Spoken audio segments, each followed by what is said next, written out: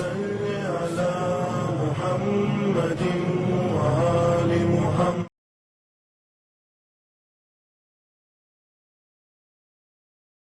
अस्सलामु अलैकुम वरहमतुल्लाहि वबरकातुहू। बिस्मिल्लाहिर्रहमानिर्रहीम। नाज़रीन मोहतरम, डियर व्यूवर्स, आज आपके सामने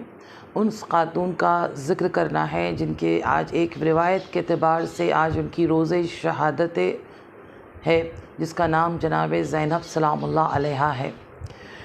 क्योंकि बहुत से रिवायत में तारीख़ जो है इख्तलाफात है। बहुत से लोगों ने मुझसे भी ये सवाल किया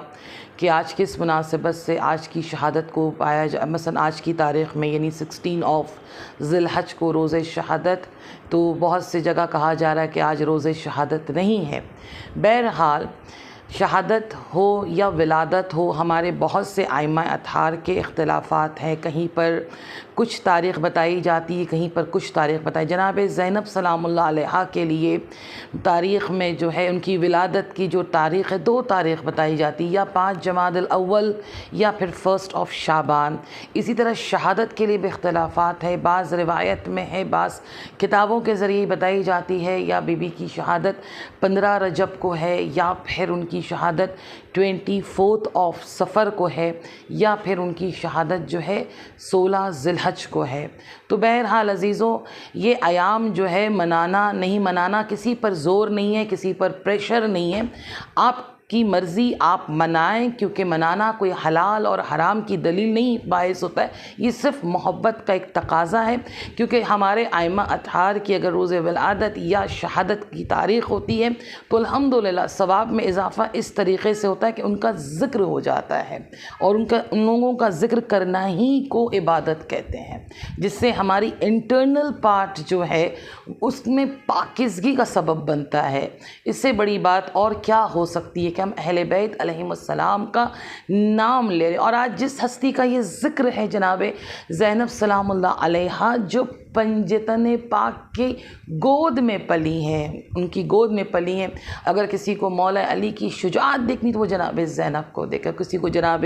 ज़हरा सलामुल्लाह अलैहा की अस्मत को देखना है तो वो जनाब ज़ैनब सलामुल्लाह अलैहा को देखे, जिनकी विलादत के बाद मौला कायनात बहुत ज़्यादा खुश हुए थे कि उनके घर में एक बच्ची ने क़दम रखा है। जनाब ज़हरा सलामुल्लाह अलैहा ने सजदा शुक्र अदा किया था और खुदावंद आलम से कहा था, परवरदिगारा तेरा शुक्र है कि तूने मेरी दुआ को मुस्तजाब कर दी, कि मैंने दुआ की थी परवरदिगारा मेरे हुसैन, मेरे इमाम हसन और हुसैन के लिए बहन को इनायत करे, और तूने मुझे बेटी इनायत की है, अल्हम्दुलिल्लाह। और इतनी बुलंद हस्ती हैं। अब आप ज़रा सोचें कि जिस बच्ची की विलादत में मौला कायनात खुशी मना रहे हैं, जनाब ज़हरा सलामुल्लाह अलैहा खुशी मना रही हैं, रसूल खुदा सल्लल्लाहु अलैहि वसल्लम ने अपनी आगोश में जिस बच्ची को लिया, और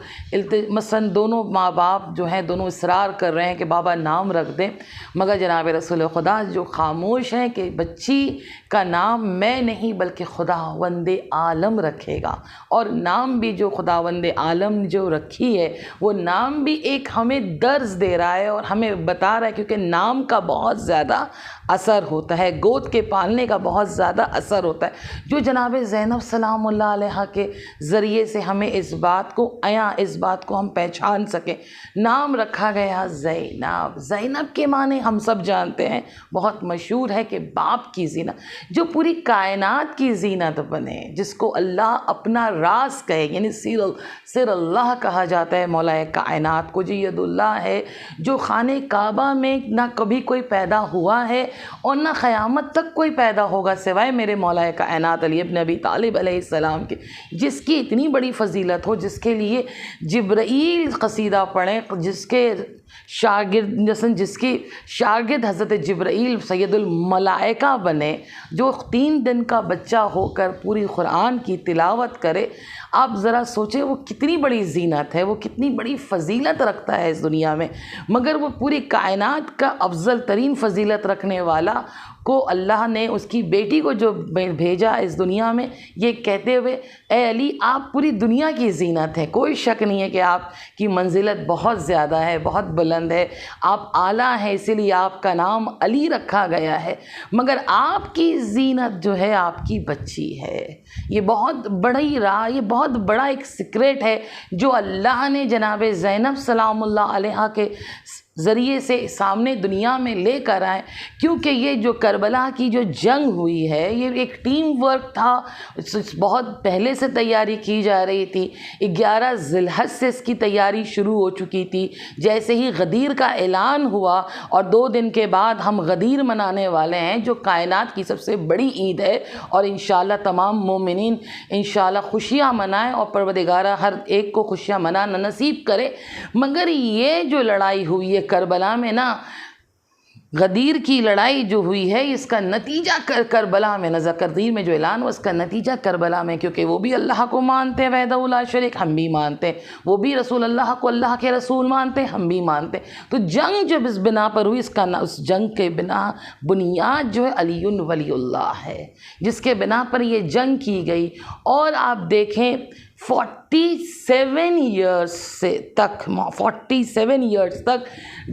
इस मौला कायनात की फ़जीलत को छुपाने के लिए लोगों ने पैसा खर्च किया, लोगों ने अफराद का खर्च किया, लोगों ने जंगें की, पूरे ख़ानदान को ख़त्म कर डाला ताकि मौला कायनात की फ़जीलत को रोकी जा सके। मगर जिसको खुदा फ़जीलत देना चाहे उसे कोई भी नहीं रोक सकता। जनाब ज़ैनब सलामुल्लाह अलैहा की ज़िंदगी से हम लोगों को बहुत से ऐसे दर्स मिलते हैं, क्योंकि जनाब ज़ैनब सलामुल्लाह अलैहा अपनी वालिदा के साथ थी, वालिदा के साथ रहती थी, कुरान का दर्स दिया करती थी, बाबा के सामने ज़्यादा आया नहीं करती थी, शर्माती थी, बहुत ज़्यादा मॉडेस्टी थी। शादी जनाब अब्दुल्लाह के साथ हुई जो चचाजाद भाई थे उनके, उस शादी में भी इतने बड़े घराने की बच्ची, इतने बड़ी हस्ती है, और वो हस्ती होने के बावजूद भी उस बीबी ने एक छोटी सी ख्वाहिश रखी कि जब मेरा भाई मदीना छोड़ कर जाए तो हमें भी इजाज़त मिल जाए। महर में एक छोटी सी शर्त रखी, जिस शर्त को माना गया, जबकि हज़रत अब्दुल्ला अलैहिस्सलाम माशाल्लाह साहिब हैसियत थे, लोगों को ग्रोसरी यानी अनाज, मदीने के लोगों को उनके घर से जाया करता था, अनाज बांटा करते थे। मगर ऐसे मकाम में भी जनाब ज़ैनब सलामुल्लाह अलैहा की हम मंजिलत को समझें कि जो बेटी घर से बाहर नहीं निकलती थी, जिसकी आवाज़ के लिए मौला कायनात ज़रबत के बाद भी उसकी फ़िक्र में थे कि आप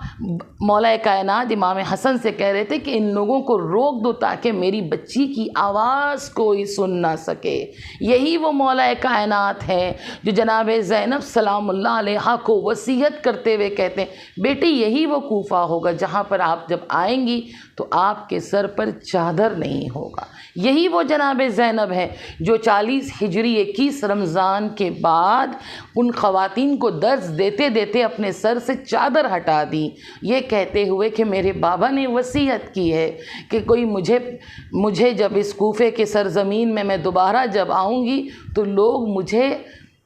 वेलकमिंग के बजाय मुझे पत्थर से मारेंगे, तो आप मुझे पहचान लें कि मैं ज़ैनब बिनते अली हूँ, कहीं ऐसा ना हो कि आप मुझे पहचानने से इनकार कर लें। वो बीबी की अज़मत का क्या कहना कि जिसके लिए इमाम ज़ैनुल आबिदीन कहते हैं कि हमने कभी अपनी फूफी, जबकि वो महरम है, कभी हमने अपनी फूफी को बिना चादर, कभी भी हमने बग़ैर हिजाब के हमने घर में भी नहीं देखा। यही वो बीबी है जो करबला में 61 हिजरी के बाद आशब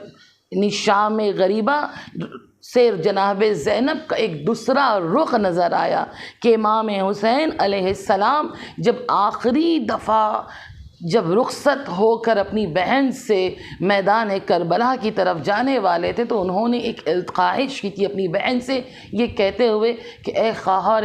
अज़ीज़, मैं चाहता हूँ कि आज नमाज शब में आप मुझे याद करें, आप मेरा नाम लें। ये हमारे इमाम का कहना एक बहुत बड़ी दलील है कि जिसके सामने अली अकबर का जनाजा हो, जिसके सामने कासिम का जनाजा पामाल किया हुआ पड़ा हो, जिसके सामने अनु मोहम्मद का भी जनाजा हो जो माँ है वहाँ पर, जिसके सामने अब्बास का कटा हुआ सर मौजूद हो, जिसके सामने इमाम हुसैन अलैहिस्सलाम, जिसको इमाम जनाब ज़ैनब इतना चाहती थी, जिसको इतनी मोहब्बत करती थी कि जब भी नमाज़ पढ़ती थी तो इमाम हुसैन अलैहिस्सलाम का चेहरा देखकर नमाज के लिए खड़ी होती थी, उसी भाई के जनाजे को पामाल होते हुए देखा। अगर खुदा न करे किसी हम में से किसी एक के साथ भी अगर खुदा न करे ज़रा सी भी मुसीबत आती है, हम पहली फ़ुर्सत में कहते हैं हमसे नमाज नहीं पढ़ी जाएगी, हमसे इबादत नहीं की जाएगी, हमसे बैठा नहीं जाता, हमसे खड़ा नहीं हुआ जाता हमारे अंदर में, क्योंकि खुदावंद आलम ने हमसे इम्तिहान क्यों लिया। मगर जनाब ज़ैनब ने उस हालत में जले हुए ख़ैमे के साथ यतीम बच्चों के सामने नमाज शब पढ़ी। इस बात की दलील है कि जनाब ज़ैनब के सामने खुदावंद आलम क्या मर्तबा रखता था। इसीलिए जब वो बीबी दरबार यजीद में पहुंची, बहुत से उलमा ने जो दरबार यजीद में उनके खुतबे को जब अपने किताब में उसको लिखा है, तो बहुत से ऐसे लोग हैं जिन्होंने उस खुतबे को पढ़कर जनाब ज़ैनब पर सर्च किया, जनाब ज़ैनब पर तहक़ीक़ किया कि ये कौन है जिसने इतनी बुलंद मर्तबे से, बुलंद अल्फाज से इस खुतबे को बयान किया है, ये कौन है। तो पता चला ये हुसैन, वही हुसैन जिसका सर कटा गया था प्यासा रखकर, उसी हुसैन की बहन जिसके हाथ में रसन बंधा था, जो अपने पीठ पर ताज़ियाने खाए हुए आई थी, जो अपने भाई के कटे हुए सर को नेज़े से देख रही थी, कांटों पर चल कर आई थी, पत्थर से मारा गया था। वो ये वही ज़ैनब है जिसके साये को भी नामहरमों ने नहीं देखा था। ये वही ज़ैनब है जिसके साथ हुसैन की यतीम भी खड़ी थी,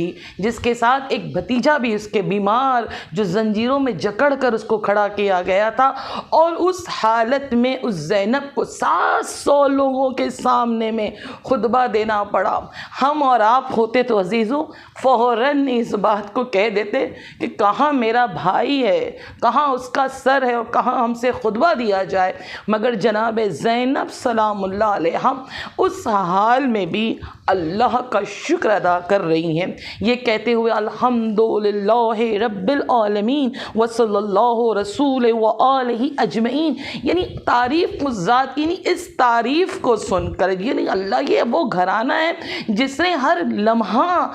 खुदा की वहदानियत का ऐलान किया। ये वो घराना है जिसने हर लम्हा अल्लाह का शुक्र अदा किया है। बहुत से लोगों को ये बात सुनकर हैरानी हुई कि वो ऐसी हस्ती जिसने अल्लाह की तारीफ़ की तो वो ख़ुद कितनी बुलंद होगी। और इस हालत में, इस सिचुएशन में जिसने अल्लाह की तारीफ़ की और यजीद की तरफ मुखातब होते हुए, देखिए जब जैसी ज़रूरत पड़ेगी हम ख़वातीन को जनाब ज़ैनब से यही दर्स लेना है। हम बाइफ़त हैं, बाहिजाब हैं, अल्हम्दुलिल्लाह साहिब इल्म हैं, घर में रहते हैं, मगर जब हमें हमारी ज़रूरत पड़े, हमारे इस्लाम को हमारी ज़रूरत पड़े, हमारे इमाम को हमारी ज़रूरत पड़े, तो फिर हमें जनाब ज़ैनब की कनीज़ बनकर सामने आना है। ये कहते हुए पीछे नहीं हट जाना कि हम सिन्फ़ नाजुक है, हमसे कहाँ हो सकता है। जब जनाब ज़ैनब जैसी हस्ती जो जनाब ज़हरा की गोद में पली है, मौला कायनात की आगोश में पली है, उस जैसी हस्ती अगर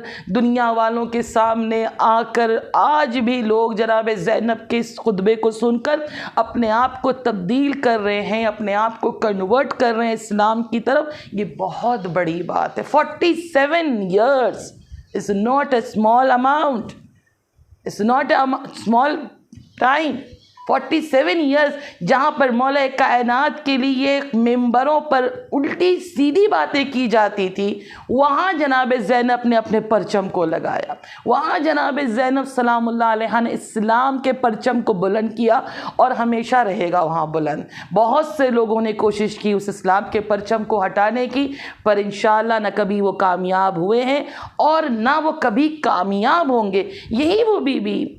अपने खुतबे में कहती हैं कि तू क्या जानता, अल्लाह की कसम हमारे ज़िक्र को तू मिटाना मिटा नहीं सकता। क्यों नहीं